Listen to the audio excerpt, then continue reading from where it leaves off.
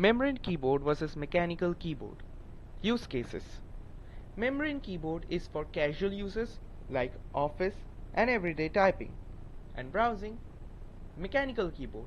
It's for heavy typing, coding, writing, gaming.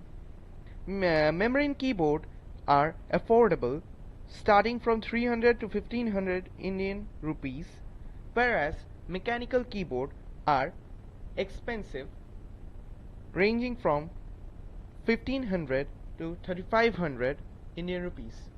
Next, durability. Membrane keyboards have a rubber dome which often lasts for 5 to 10 million keystrokes, whereas mechanical keyboard have individual switches which themselves last from 50 to 100 million plus switches.